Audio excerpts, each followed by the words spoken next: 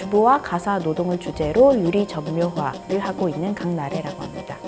내가 여기에 의지를 가지고 빛을 비춰줘야 비로소 사람들 눈에 보이는구나 라는 걸 생각을 했을 때 가사 노동도 내가 했던 거를 다른 사람이 인지를 해줘야만 일이 되었다는 게 누군가에게 인지가 되는 거잖아요. 누군가에게는 너무 소박하고 투박할 수 있지만 나는 그냥 이런 게 영감이야. 만화와 일러스트를 그리고 있는 허안나라고 하고요. 일상에서 소재를 찾아서 만화를 그리고 있습니다. 카페에서 일을 하면서 느낀 거는 손님들이 말없는 위로를 받아가는 거를 보면서 내가 그리는 라마 카페에서도 말없는 위로를 받아갔으면 좋겠다. 영감은 주로 경험에서 나오는 것 같아요. 물레 창작촌을 기반으로 활동하고 있는 유지환 작가입니다. 회화, 퍼포먼스, 설치 작업 이런 실험적인 작업들을 많이 하고 있고요. 물레 창작촌 자체가 가진 에너지가 설공소하고 잘 맞물려 있어요. 시간성을 가지고 계속 어떤 것을 관찰하거나 관심을 두었을 때 머리에서 이제 키워드들이 계속 떠오르거든요. 그런 것들이 시간이 지나면서 정제가 돼요. 아, 이게 내가 정말 생각하고 있는 거구나.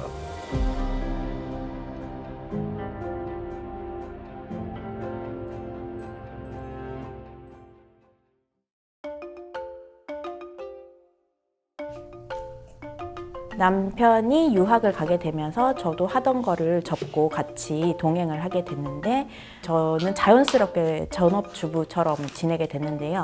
원래는 전업주부에 대한 이미지가 저도 좋지는 않았었는데 어떤 편견이 있었던 것 같아요. 근데 하다 보니까 생각보다 이거 재밌고 나랑 적성에 잘 맞는데 이걸 한번 주제로 삼아서 내 생활과 작업을 연결시켜보면 어떨까 하는 생각으로 시작하게 되었습니다.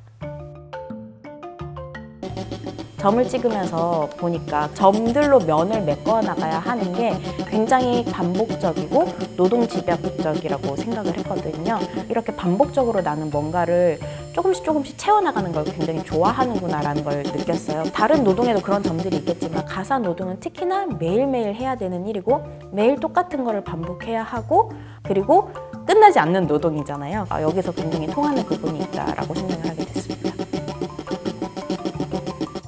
가사 생활은 진짜 매일매일이 있는 건데 너무나 매일매일 되어져 있으니까 사람들이 잘 모르잖아요. 유리는 투명하다 보니까 빛이 없거나 어떤 조건이 형성되지 않으면 잘 보이지가 않거든요. 아, 내가 여기에 의지를 가지고 빛을 비춰줘야 비로소 사람들 눈에 보이는구나 라는 걸 생각을 했을 때 가사 노동도 내가 했던 거를 다른 사람이 해줬구나라고 그거를 인지를 해줘야만 그게 일이 되었다는 게 누군가에게 인지가 되는 거잖아요. 그것도 굉장히 닮아 있다고 생각을 합니다.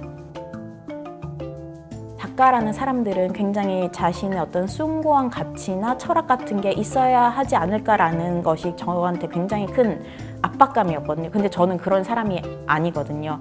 저는 그런 데서 어떠한 영감이나 어떤 느낌을 잘 받지 못하고 내 주변의 것을 돌아봤을 때 거기에서 내 눈에 보이는 것, 나랑 소통할 수 있는 것이 무엇인가를 생각을 하게 되는 것 같고요. 나는 그냥 이런 게 영감이야. 누군가에게는 너무 소박하고 투박할 수 있지만 난 그냥 이게 좋아라고 받아들이기 시작했습니다.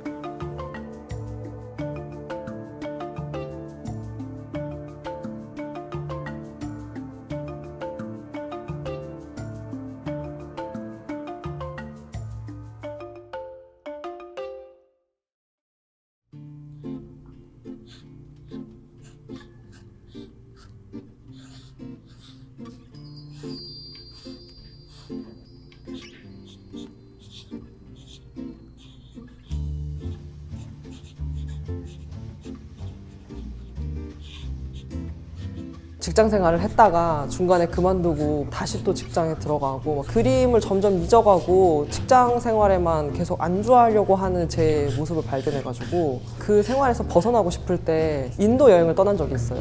거기서 특이하게 일본인 두 사람이 카페를 운영하는 걸 본 적이 있거든요. 막연하게 커피를 만들 줄 알면은 세계 어디서나 커피를 팔면서 살 수 있겠구나. 한국에 오자마자 바리스타 자격증을 따서 바로 카페에서 일을 시작했어요. 카페에서 일을 하면서 겪었던 에피소드를 라마 카페에 녹여볼까 해서 시작을 했던 게 그 컨텐츠였어요. 손님들이 그 카페에 와서 말없는 위로를 받아가는 거를 보면서 저도 같이 힐링을 했다고 해야 되나? 내가 그리는 라마 카페에서도 손님들이 와서 그냥 말없는 위로를 받아갔으면 좋겠다. 제가 그리고자 하는 라마 카페 전체적인 분위기, 모토가 그건 것 같아요. 하루의 시작을 같이 했으면 좋겠다. 오늘의 운세처럼 하루하루 그걸 봤을 때 오늘의 행운의 색깔은 노랑, 뭐 오늘의 행운의 물건은 뭐 하트, 뭐 이런 식으로 되게 아무 의미 없이 써져 있는 것 같아도 사람들이 그걸 보면은 괜히 의미 부여를 하게 되고, 라마 카페도 그런 역할을 하고 싶었어요. 그냥 안부인사처럼 받아서 만화를 열어봐서 갔을 때 그냥 편안하게 하루를 시작할 수 있는 그런 콘텐츠였으면 좋겠다. 영감은 주로 경험에서 나오는 것 같아요. 번뜩이게 뭐 이거다 막 싶은 거는 사실 별로 없고, 그런 번뜩이는 아이디어를 얻는 것도 경험이나 내 일상 속에서 봐왔던 것들이 누적돼가지고 어느 순간 그것들이 융합될 때가 있거든요, 제 머릿속에서. 아, 그때 겪었던 이 에피소드랑 지금 있었던 이 일이 합쳐지면 어떤 좋은 콘텐츠가 될 수 있겠다. 이제 그런.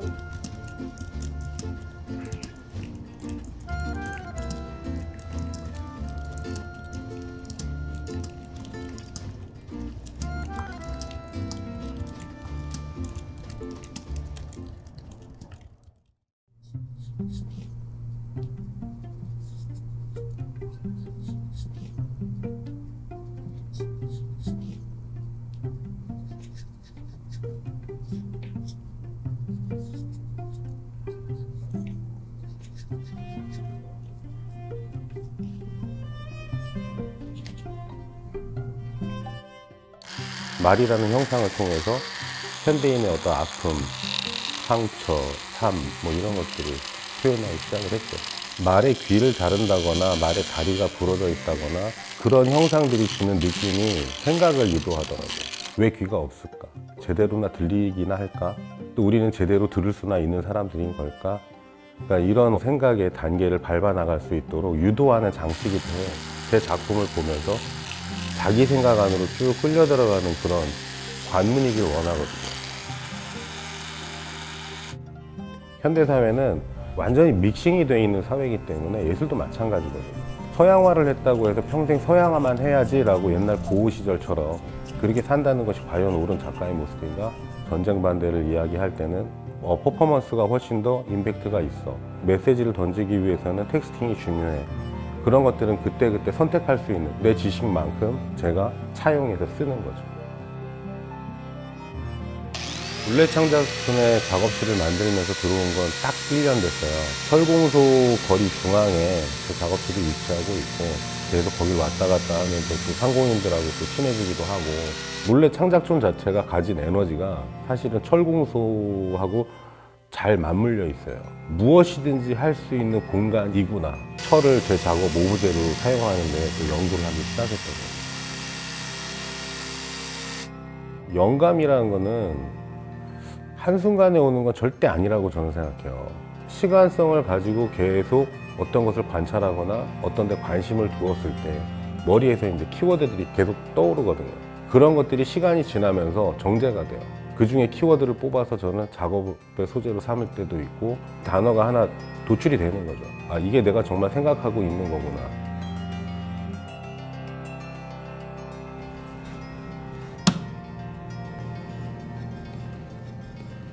텀블벅이라는 게 어떤 작가의 스토리도 들려주고 그런 걸 듣고자 하는 후원자분들이 계시고, 저를 그동안 모르셨던 분들도 좀 더 알 수 있는 기회가 되었으면 좋겠고, 자기의 어떤 펜을 만들어 나갈 수 있고, 예술가들과의 어떤 유기적인 관계성이 잘 이렇게 발전하면 아, 이거 하나의 생태계가 정상화되겠구나. 제 작품을 계속 볼수록 자기 위로도 될 수 있고, 마음의 고요, 편안함, 뭐 이런 것들을 느낄 수 있을 것 같아요. 라마 카페에서 사용할 법한 컵이나 손수건 같은 거를 피부로 느끼면서 진짜 이런 카페가 있는 것 같다라는 거를 상상하면서 그 만화를 보셨으면 좋겠어요. 제 작업을 보고 가사, 생활과 주부에 대해서 빛을 비춰주는 의지를 가질 수 있는 계기가 되었으면 좋겠습니다.